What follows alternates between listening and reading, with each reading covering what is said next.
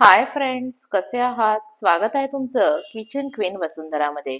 आज आपण आपल्या चॅनलवर पाहणार आहोत लोणावळा स्पेशल कुरकुरीत क्रिस्पी क्रंची अशी मक्याची भजी किंवा कॉर्न पकोडा. तर ही मक्याची भजी कशी बनवायची हे जाणून घेण्यासाठी व्हिडिओ आहे तो शेवटपर्यंत पहा आणि चॅनलवर जर नवीन असाल तर चॅनलला सबस्क्राईब करा. तर आता आपण प्रत्यक्ष कृतीला सुरुवात करूयात. ही मक्याची भजी बनवण्यासाठी सुरुवातीला मी 1 बाउल होईल इतके मक्याचे दाणे जे आहेत ते काढून घेतलेले आहेत. हे मक्याचे दाणे आपल्याला डायरेक्टली आहे तसे वापरता येणार नाहीत, कारण मका हा तेलात घातल्यानंतर ते फुटण्याची शक्यता असते. त्यासाठी आपण हा थोडासा बारीक करून घ्यायचा आहे.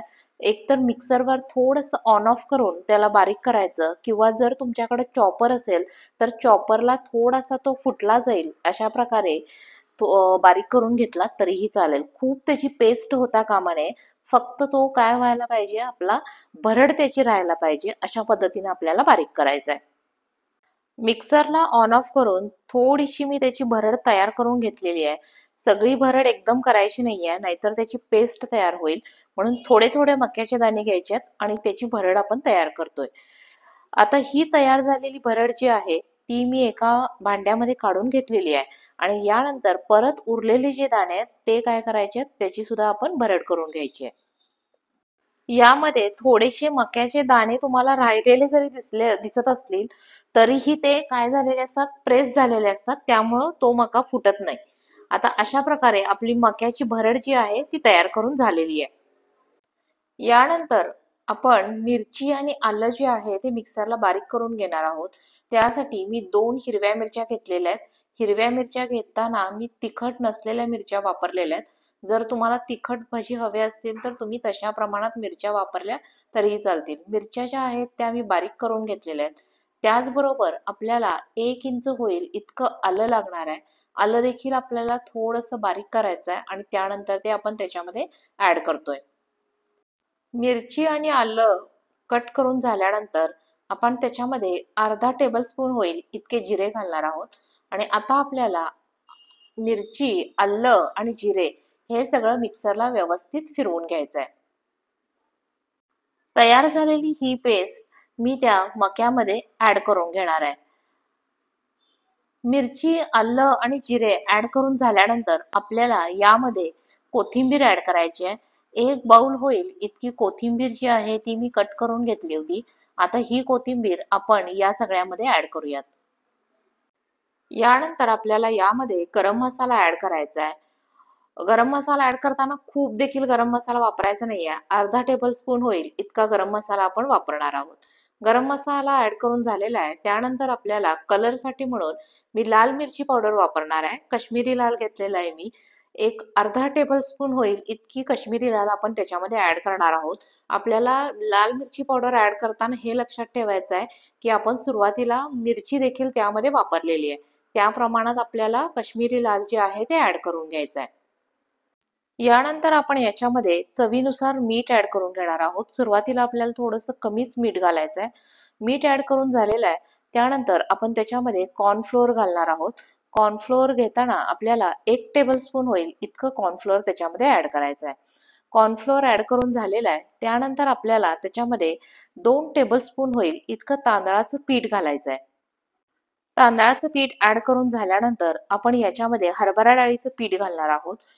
जसं लागेल त्या प्रमाणात आपल्याला हरभरा डाळीचं पीठ जे आहे ते ऍड करायचं आहे. इथं आपण जवळजवळ 1 छोटी वाटी होईल इतकं हरभरा डाळीचं पीठ घालणार आहोत. सगळं पीठ जे आहे ते एकदम घालायचं नाहीये. थोडंसं पीठ घालायचं. त्यानंतर सगळे ॲटम जे आहेत ते व्यवस्थित मिक्स करून घ्यायचे आणि नंतर लागेल तसं आपल्याला हरभरा डाळीचं पीठ जे आहे ते वापरत जायचं आहे. हे सगळं करताना आपल्याला एक खबरदारी घ्यायची आहे की इथं मी कुठंही पाण्याचा वापर केलेला नाहीये. आणि दुसरी गोष्ट म्हणजे डाळीचं पीठ वापरतानाही आपल्याला खूप असं डाळीचं पीठ वापरायचं नाहीये. नाहीतर त्याची टेस्ट आहे ती चेंज होणार आहे. फक्त आपल्याला एक बाइंडिंग मिळेल या इतकंच आपल्याला डाळीचं पीठ त्याच्यामध्ये ऍड करायचं आहे. आणि जर तुमच्याकडं कॉर्नफ्लोअर आणि तांदळाचं पीठ अवेलेबल नसेल तर पूर्ण हरभरा डाळीचं पीठ वापरलं तरी देखील चालेल. आणखी एक लक्षात ठेवायची गोष्ट अशी की हे भजी जे आहेत ते आपल्याला इन्स्टंट लगेचच करावे लागणार आहेत. आपण खूप वेळ आधी बॅटर तयार करून ठेवलंय आणि नंतर आपण भजी बनवतोय, तर त्यावेळी ते जे बॅटर आहे ते पातळ होण्याची शक्यता असते. त्यामुळं बॅटर तयार झालं की लगेचच आपल्याला ते भजी जे आहेत ते करून टाकायचे आहेत. इथं आता मी चेक करणार आहे, की त्या बॅटरपासून आपल्याला भजी जे आहे ते सोडता येतील की नाही. तर भजी जी आहेत ते आपल्याला सोडता येतायत. त्यामुळं आपण याच्यामध्ये हरभरा डाळीचं पीठ ॲड करायचं स्टॉप करतोय. सगळे इन्ग्रेडियंट्स ॲड केल्यानंतर मला थोडीशी लाल मिरची पावडर कमी वाटली म्हणून मी लाल मिरची पावडर ॲड केलेली आहे आणि त्यानंतर पाव टीस्पून होईल इतका खायचा सोडा आपण त्याच्यामध्ये ॲड करून घेतोय. खायचा सोडा आपण या बॅटरमध्ये व्यवस्थित मिक्स करून घेऊयात. बाजूला मी तेल गरम करण्यासाठी ठेवलं होतं. तर यामध्ये आपण 1 टेबलस्पून होईल इतकं तेलाचं मोहन घालतोय, म्हणजेच गरम झालेलं तेल घालतोय. खायचा सोडा आणि तेलाचं मोहन यामुळं आपले भजी जे आहेत ते क्रिस्पी क्रंची असे होणार आहेत. आणि हे तेलाचं मोहन घातल्यानंतर आपण सुरुवातीला काय करायचंय, चमच्यानं ते मिक्स करायचंय आणि त्यानंतर हातानं चांगलं व्यवस्थित मिक्स करून घ्यायचंय. भजीसाठी लागणारं बॅटर जे आहे ते आपलं तयार झालेलं आहे आणि आपण आता भजी जे आहेत ते तेलात सोडून घेतोय.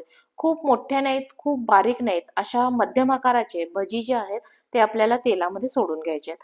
आणि हे भजी तळताना आपल्याला मीडियम फ्लेमवर तळून घ्यायचे आहेत. खूप बारीक आचेवर आपण तळायचे नाहीयेत. आणि दुसरी गोष्ट म्हणजे अशी की भजी तळताना आपण थोडंसं लांबच उभारायचं आहे. चुकून एखादा मक्याचा दाणा फुटला तर आपल्याला इजा होता कामा नये. भजी सोडल्यानंतर लगेचच त्याच्यामध्ये चमचा घालायचा नाहीये.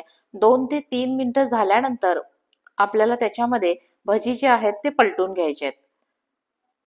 भजी जे आहेत ते आपल्याला सगळ्या बाजूनं व्यवस्थित तळून घ्यायचे आहेत आणि भजी तळताना वरून तळले गेलेत आणि आतून कच्चे राहिलेत असं होता कामा नये. त्यामुळे आपण भजी तळताना मीडियम फ्लेमवर तळतोय. आता इथं आपण पाहू शकतोय भजीचा कलर जो आहे तो आपला चेंज होताना आपल्याला दिसून येतोय. भजी आपले काय झालेले आहेत, तळत आलेले आहेत. अशा प्रकारे भजीची पहिली बॅच जी आहे ती तळून तयार झालेली आहे. भजीचा कलर देखील छान आलेला आहे आणि त्याच्यामध्ये आपल्याला मध्ये-मध्ये मक्याचे दाणे सुद्धा दिसत आहेत. तर अशा प्रकारे भजी आपल्याला खाताना मध्ये-मध्ये दातांमध्ये मक्याचे दाणे जे असतील ते सुद्धा लागतील. अशाच प्रकारे आपण उरलेल्या बॅटरपासून सगळे भजी जे आहेत ते तयार करून घेऊयात. मक्याची भजी हा जरी सीझनल आयटम असला, तरी ज्यावेळी तुम्हाला मक्याचे कणीस अवेलेबल नसतील, तर त्यावेळी तुम्ही फ्रोझन जे मक्याचे दाणे असतात, रेफ्रिजरेट केलेले जे मक्याचे दाणे असतात, ते वापरून देखील ऐनवेळी भजी बनवू शकता. खरंच खूप छान भजी तयार होत आहेत. अगदी तोंडाला बघूनच पाणी सुटलेलं आहे. भजीची दुसरी बॅच देखील आपली तयार झालेली आहे आणि आता ते आपण प्लेटमध्ये काढून घेऊयात. तर भजी जे आहेत ते मी सगळे प्लेटमध्ये काढून घेतलेले आहेत आणि बघा आपल्या भजीला कलर सुद्धा एकदम छान आलेला आहे आणि अतिशय क्रंची कुरकुरीत असे भजी जे आहेत ते तयार झालेले आहेत. अशाच प्रकारे उरलेले सगळे भजी आपण तयार करून घेऊयात. भजीमध्ये इथं आपल्याला मध्ये-मध्ये मक्याचे दाणे सुद्धा दिसत आहेत. म्हणजे मका जो आहे तो पूर्ण पेस्ट अशी आपली झालेली नाहीये. तर हे भजी जे आहेत ते मी आता टोमॅटो सॉस बरोबर किंवा एखाद्या ग्रीन चटणी बरोबर सर्व्ह करणार आहे आणि त्याचबरोबर मी तळलेली मिरची सुद्धा दिलेली आहे. तर ही होती आजची आपली कॉर्न पकोडा बनवण्याची रेसिपी. रेसिपी आवडली असेल तर व्हिडिओला लाईक करा, शेअर करा आणि अशाच नवीन नवीन रेसिपीसाठी चॅनलला सबस्क्राईब करा. तोपर्यंत बाय बाय.